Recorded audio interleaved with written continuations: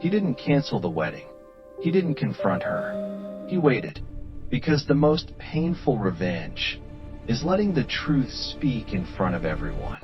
And this wedding was designed to expose her. The wedding was scheduled for 4:30 p.m., but by noon, everything that mattered had already broken. Ryan Miller stood alone in the men's lounge of the country club, staring at his reflection. The mirror showed a man who looked prepared, tailored suit, steady posture, practiced calm. But Ryan knew that preparation and readiness were not the same thing. Prepared meant you'd rehearsed the lie. Ready meant you could survive the truth. Outside, staff arranged chairs in perfect symmetry. White fabric fluttered in the breeze like surrender flags. Somewhere down the hall, his fiancée, Claire Henderson, was laughing bright, musical, the sound that had once convinced Ryan that life could be simple. He closed his eyes. 3 months earlier, Ryan had been a man planning a future. Mortgage spreadsheets, honeymoon routes, children's names written and crossed out in the margins of notebooks. Then came the envelope. It had arrived without a return address, slipped through the mail slot on a Tuesday afternoon. Inside was a flash drive and a single sentence typed on cheap paper. You deserve to know who you're marrying. Ryan hadn't plugged it in for 2 hours. He sat at the kitchen table instead, hands folded, heart refusing to move forward until his brain gave permission. When he finally watched the videos, he didn't cry. That came later. The footage showed Claire in hotel rooms, in cars, in spaces Ryan had once believed were sacred simply because she occupied them. Her voice was unmistakable, softer than it was with him, intimate in a way that felt rehearsed. The timestamps spanned nearly a year. Not a mistake. A system.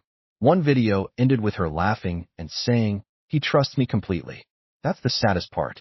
Ryan had thrown up in the sink. He confronted her that night not with accusations, but with curiosity. He needed to hear her lie in real time. She didn't disappoint. She denied, redirected, cried, swore, accused him of paranoia. She said someone was trying to sabotage them. She begged him not to ruin everything over shadows. Ryan nodded, apologized, held her while she cried herself to sleep, and decided something quietly. He wouldn't cancel the wedding. Claire mistook his silence for forgiveness. The weeks leading up to the ceremony were a study in restraint. Ryan played his role perfectly, attentive, affectionate, cooperative.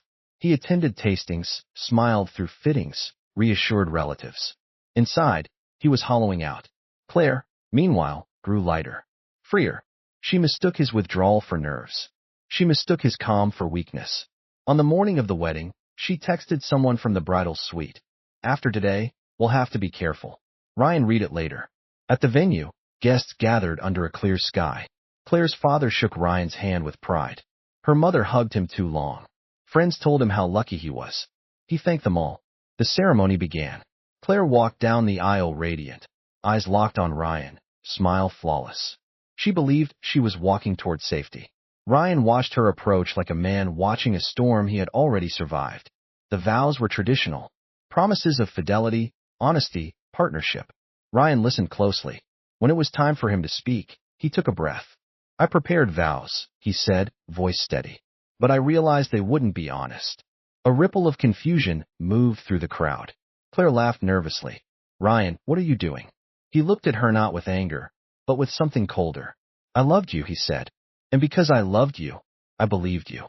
Even when believing you meant betraying myself." Her smile faltered. "I asked myself what kind of man marries someone knowing they're lying," he continued. "And I realized the real test wasn't your betrayal." He paused. "It was whether I would enable it." Murmurs rose. Claire's hands tightened around her bouquet. Ryan turned to the guests. "I was sent evidence of an ongoing affair," he said plainly. "I verified it. I confronted Claire. She chose to lie." Claire stepped toward him. "Stop. Please. This is cruel." He met her eyes. "What was cruel," he said, "was watching you practice vows you had no intention of keeping." He reached into his jacket and removed the flash drive. He didn't play it. He didn't need to. Claire knew. Her knees buckled slightly. "You promised you forgave me," she whispered. "I promised I wouldn't make a decision until I understood myself," Ryan replied. "I do now." Tears streamed down her face, not from remorse, but panic. Ryan placed his ring on the altar. "I won't marry someone who needed deception to feel powerful." Silence crushed the space between breaths. Claire collapsed into sobs. Her mother cried out. Someone stood, then sat back down. Ryan stepped away from the altar. As he walked down the aisle alone, something remarkable happened. No one stopped him. Outside, the sky was painfully blue.